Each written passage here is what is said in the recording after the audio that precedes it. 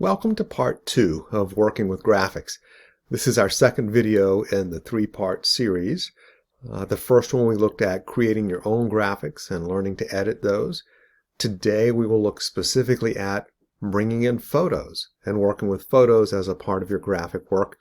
And then in our final video we will kind of bring it all together, look at some of the examples that we've had, extend it a little bit to some new examples, and then talk about some additional resources that you might find useful. So today, working with photos. Let's start by looking at all the different ways that you can add a photo to your graphic work. And again, we will work mostly within Google Slides because that's where it seems most of us are doing our work right now. Creating Bitmoji classrooms or creating activities that we share through Google Classroom. So we will look at working with photos and editing photos, and then even some examples of how to create some learning activities with the things that we've been working on. So first, let's get some photos into your project. There are several ways to bring photos into your Google Documents to work with. So I would like to walk you through each of those briefly so that you feel comfortable no matter which one you decide to use. No matter how you do it, you're going to start right up here at the top with the Insert menu. If we click Insert and go right to Image, you will see the pop-up menu gives you a number of options. The first one is to upload something directly from your computer.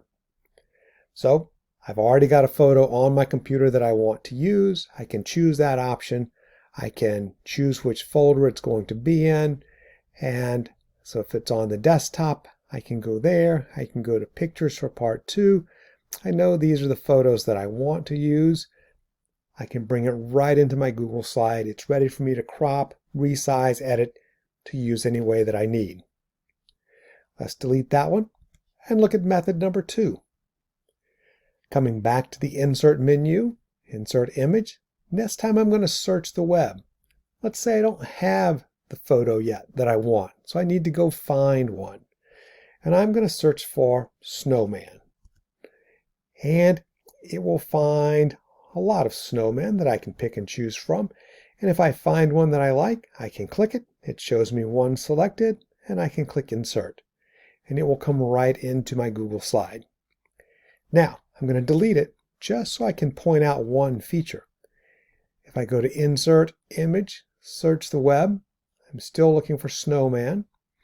If I find several that I like, I can click one, and it says one selected, but I can continue and click all the ones that I like. You'll see now it says 3 selected.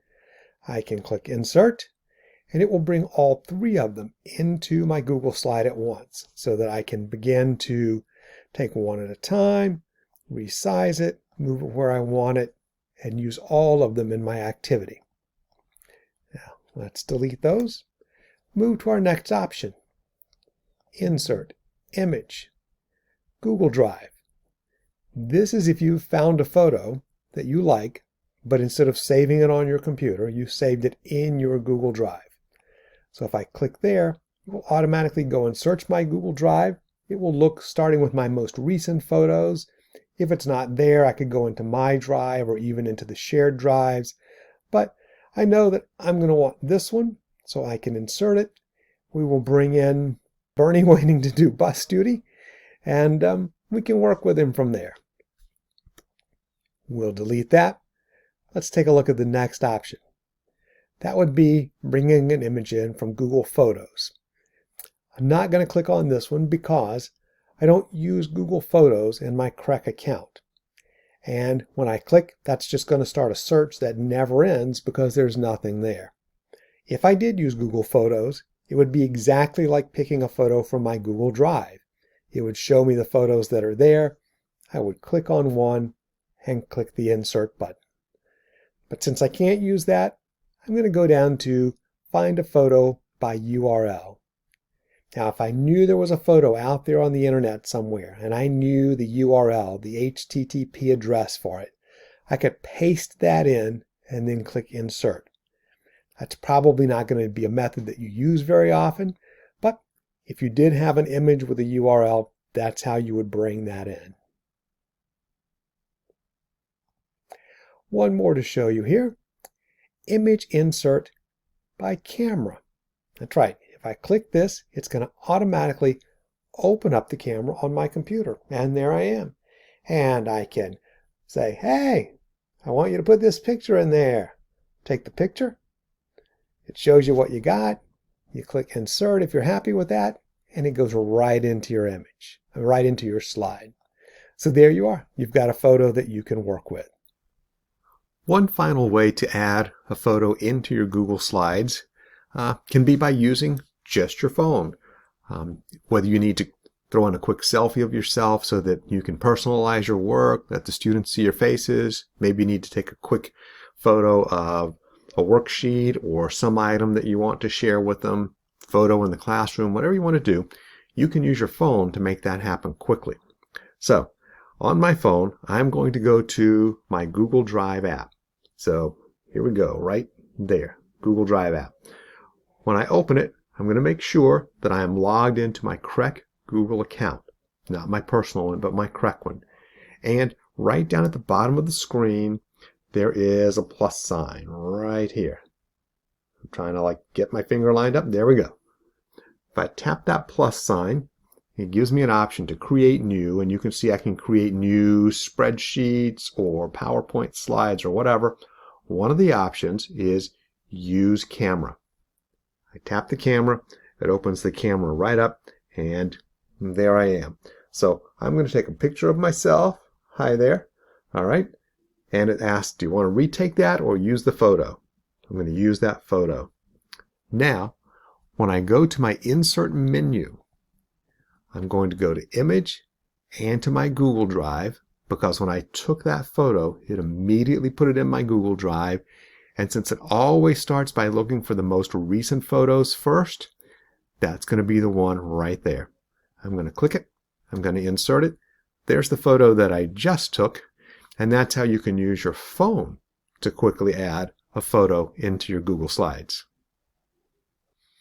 So now you've got photos inside your Google Slides. What can we do with them next? Let's take a look at how we can edit them. We can crop them, we can resize them, we can make a few tweaks to color. We'll also look at a technique called masking. Let's start by bringing in a photo that we can work with. Again, I'm going to insert an image from my computer. I'm going to take one that I want to edit and bring it right into my Google slide. Now, she has an adorable expression on her face, but I don't want the pizza. So the first thing you can do is to crop an image. If you double click inside the image, you will see that you get this dark black border around it. That's your cropping frame. My other option would be, while my image is selected, I could come up to my cropping tool and click it, and I would get that same black border. Once the black border is there, instead of just having the blue square handles around the frame, I also have these dark black handles. You can see it's a little heavier line at the corners and in the center of each side. Those are my cropping handles. So if I come to the bottom and I have the arrows that go in two directions like that, if I click and drag, I'm going to resize the photo. If I get the arrow pointing in one direction, now I'm going to crop. So I click and I slide up just past the pizza and I release.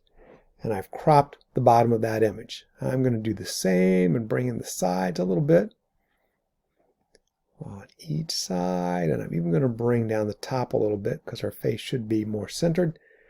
Once you get it the way you want, you can click outside of the picture and it's cropped. And now you have a picture that you can use the way you want. If you decide at some point that it's not cropped exactly the way you want, if you double click again or click the cropping tool, you will see that the frame returns. And you'll see that the original photo is still there. It doesn't go away, it just gets hidden. So I could click here at the pizza area and slide it around, and that would let me reposition her face inside the cropping frame if I wanted to get a new crop that looked a little bit different, off to one side, a little higher up. And now I can click outside and it would be the new crop.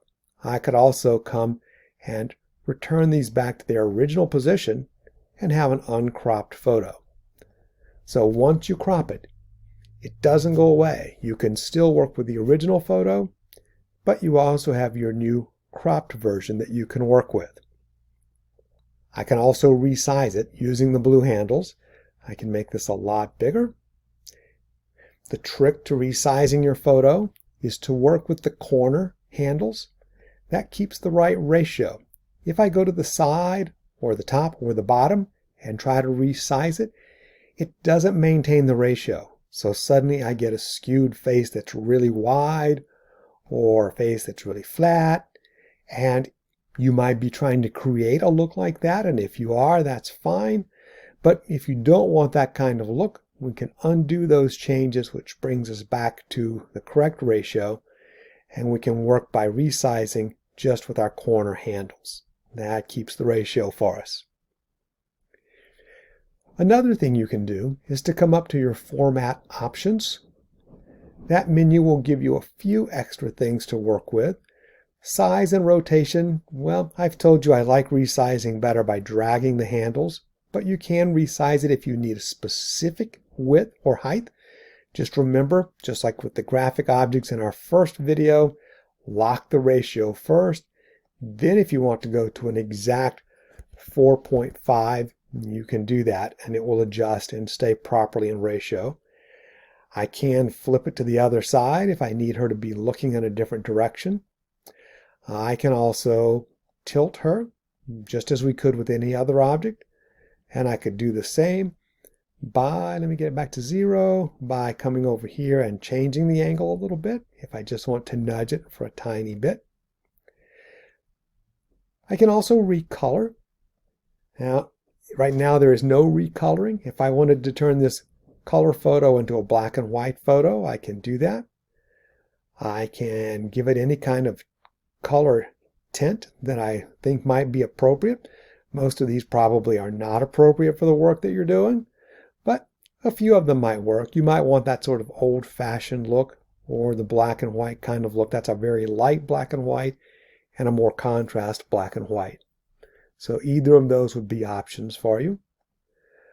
If you need it to be slightly transparent, and we worked with some transparency in our last video, this is where you could bring up the transparency so that you could see through the photo and see a graphic object that you had hidden behind there.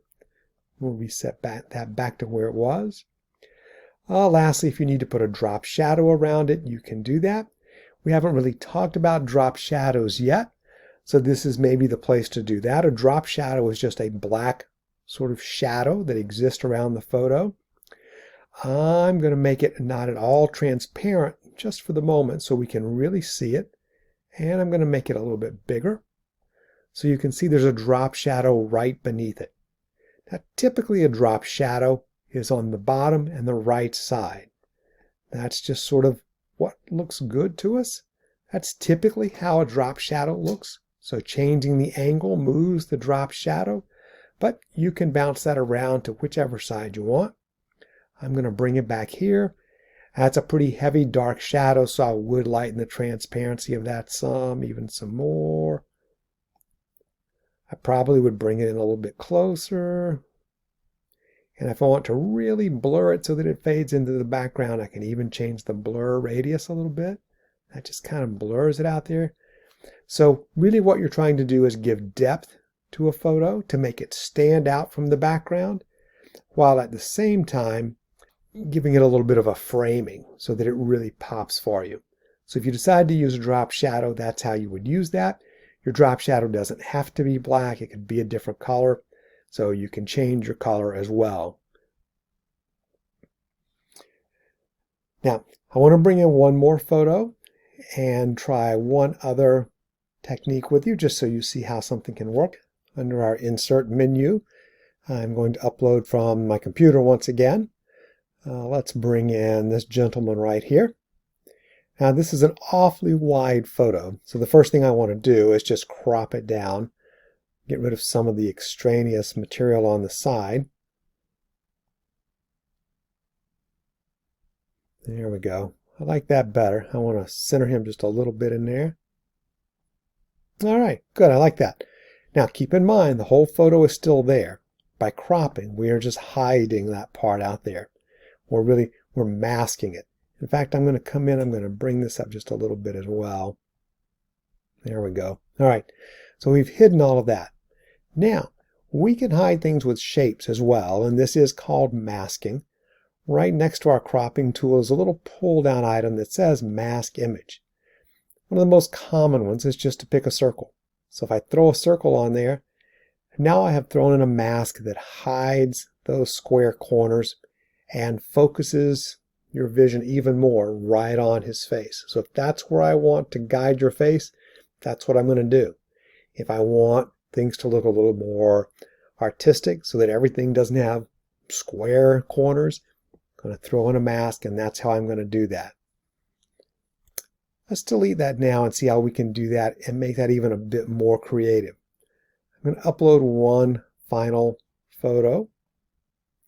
We'll bring this young woman in.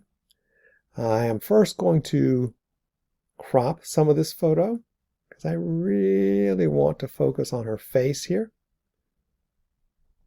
So I'm going to bring that down pretty tight, top and bottom. And I'm going to bring this side in a little bit, like that.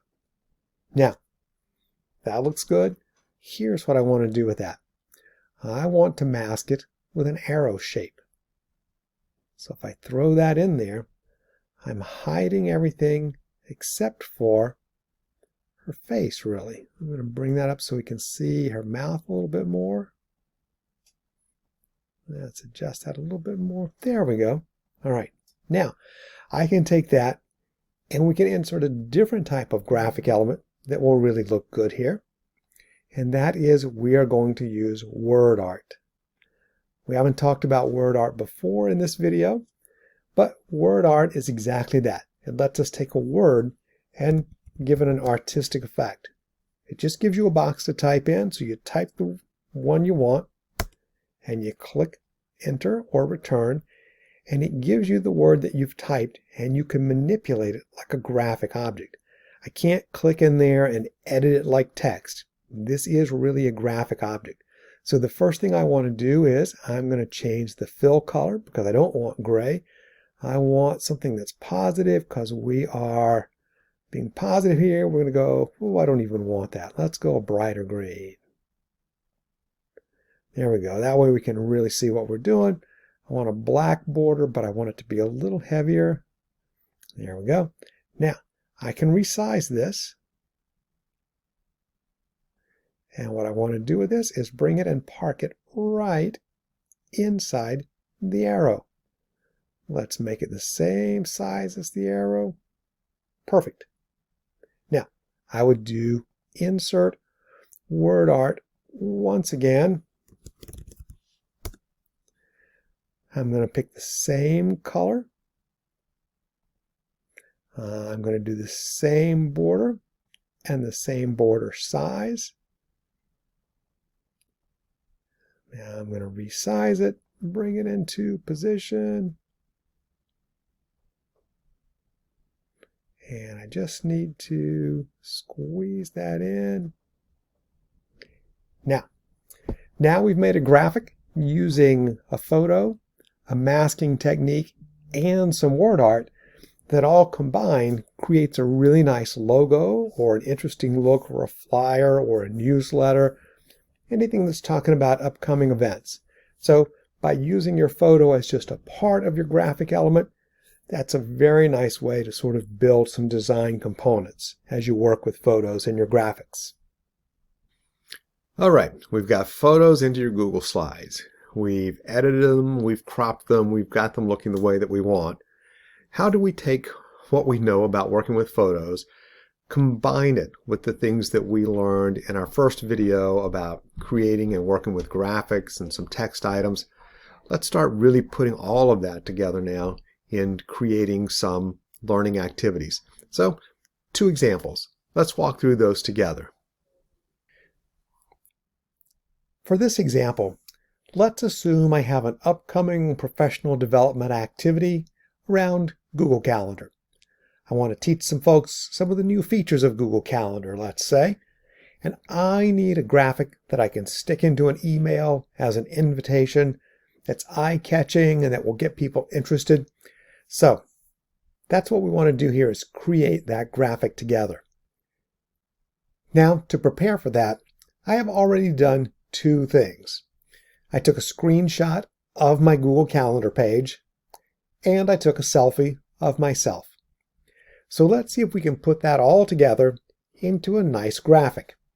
I'm going to start by bringing in that calendar page. I'm going to upload from my computer, and here are my sample one photos. Let's go get that calendar. So there's the calendar page. Now it's already got extra white stuff floating out there on the outside. I don't want that, so I'm going to crop it in a little bit tighter than what it already is. I want to bring it in right to the edge of the calendar. So I'm going to crop all four sides right up to the border of the calendar.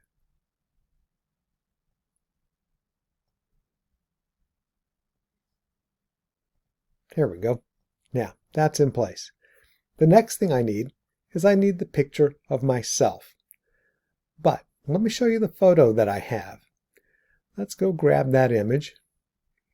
And there's my selfie, and you can see that's a selfie of me standing in front of my bookshelf. That bookshelf doesn't need to be a part of this. So let's see if we can get rid of that. So let's go to a website that we have talked about in our Google Basic Skills class. But if you missed that, you can get it there, but we'll also talk about it here. And that's a website called RemoveBG. So RemoveBG for remove background. And I'm going to upload that selfie. And now it's going to do the work to try to identify me in the photo and then get rid of the background. And there you have it. It was as easy as that. If I wanted to clean it up a little bit, I could. I could come up here and edit, and I could choose to erase. And if I didn't like how, I don't know, there's little bits of hair poking up there, I could clean those up a little bit. So I can smooth that off a little bit. But I don't really want to edit it too much. And even if I did, I wouldn't do it here because you don't want to have to watch that. So we'll just let that be. I'm going to download that photo. And once it's downloaded,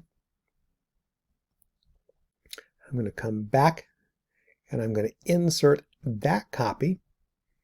That's in my downloads folder over there. Let's open that. There we go.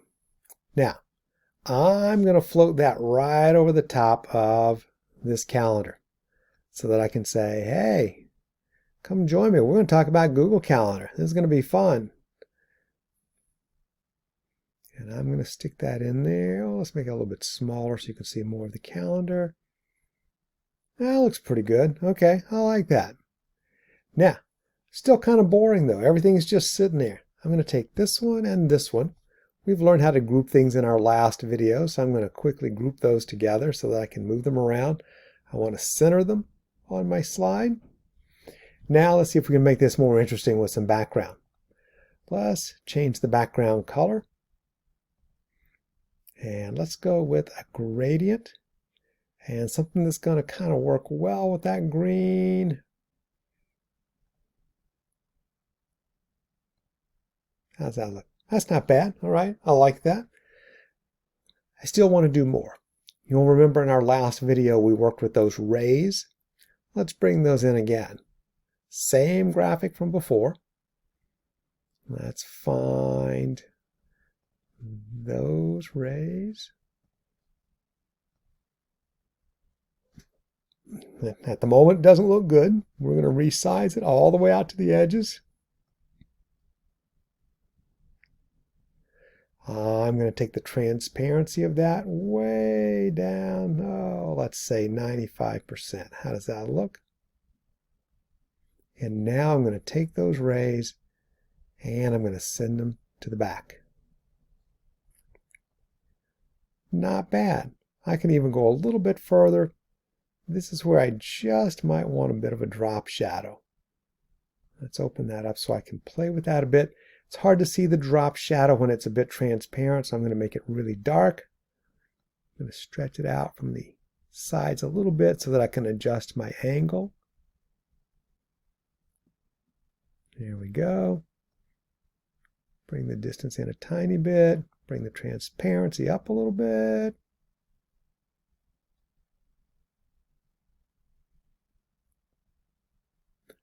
A little more transparent, I think, on that. Here we go. How do you like that? Looks pretty good. All I would have to do is throw a title on there somewhere, and I would have an interesting graphic to say, hey, come join me while we learn more about Google Calendars. For this final example, I want to start again with just a blank slide in Google Slides. And just like with the others, I'm going to come up to my Insert menu and insert an image from my computer. And this time I want this photo of a flower. And what I want to do here is create a learning activity where the students would label the parts of a flower. And labeling things is a fairly common learning activity. And I just want to show you how we can take the things that we've been learning with both photos and the graphics that we create and the fonts that we've been adding and put all that together into a learning activity.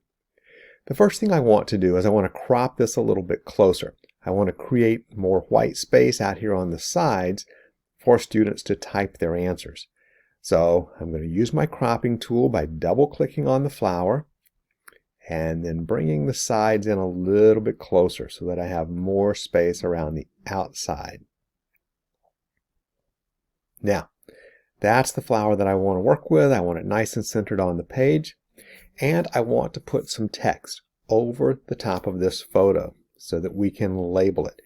And this is where it can be a little bit tricky. I could just take a text box and draw a text box in there and type parts of a flower. And I could take that and I could make it bold and bigger. That's really hard to see. You can see that the black blends in with the background. I could change that to a white font. That would certainly make it stand out better. But there are some other ways that I can do this that's going to give an even cleaner look and make those letters pop a little bit more. So let me show you two different options. One is to use word art. So I'm going to come under my Insert menu, choose Word Art. I'm still going to go with parts of a flower and hit Return. Now remember, we've learned with word art, we're not working with font now, we're really working with a graphic object. And so I can't click in the middle of that and change the letters or edit the font. I would have to start over with a new piece of word art. This is working like a graphic. But the benefit of that is it lets me play with both the fill for the letters and the border color for the letters. So I'm going to give it a fill of a black. I'm going to give it a border color of a white. I'll make that border color just a little bit bolder. And now if I take that and squeeze that in so that it would fit into the photo, and if I brought that down a little bit, I'll just drop it there for an example. You can see that's making the letters pop out quite a bit more. It makes them stand out really clearly from the background. Obviously, you'd want to size it a little bit better. There you go. But that's one way to do it, working with the word art. I'll show you one other way, and this is my favorite way. I'm going to start by adding a shape, the shapes that we worked with in the earlier video. I'm going to grab a rectangle, and I want to draw my rectangle just to fit right over the bottom portion of the photo. Like that. Now, I can take a text box and put my text box inside here. Put in parts of a flower. Let's center that in the text box. Let's make it bold. Let's make it a little bit bigger. And it certainly stands out now. Easy to read that because you've got a solid background behind it.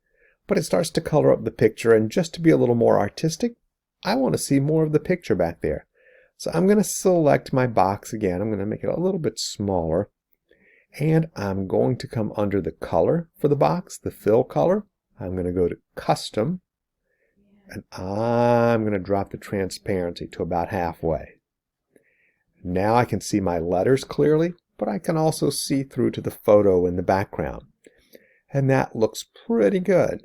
Although there's still some black in the background and some black in the letters. That's not the cleanest look that I would want. So I would come back and I would take the box itself and change that to a black fill. And I would customize it to a 50% transparency, more or less. Now I'm going to click on my letters, make those white. Now, that's my favorite look. I can see through to the photo in the background, but I've got a really crisp, clean set of text at the bottom that clearly labels what we're doing with this flower. So what's left now is to create the space for the students to add their answers. I need to draw some lines. And let's say we're going to draw a line so that we can label this petal. And I can draw a line like that. I can make it thicker or whatever, but it's just a black line that's hard to see. So again, I'm going to tweak all of that a bit. I'm going to change the line color to something that really pops. It's not the same as anything else in the background. I'm going to make it quite a bit thicker. And now you're clearly going to see that line. It's going to stand out. But to make it even more precise, I want the students to know that right here at the end, this is what we're labeling. So I'm going to click on it again, and I'm going to come here to what's called the line start. And that lets me choose. This is how you would get an arrow at the end or whatever. I'm going to choose this hollow circle. And now that's what we're labeling, that right there. Now I need to put that same line in some other places because I want to label other things.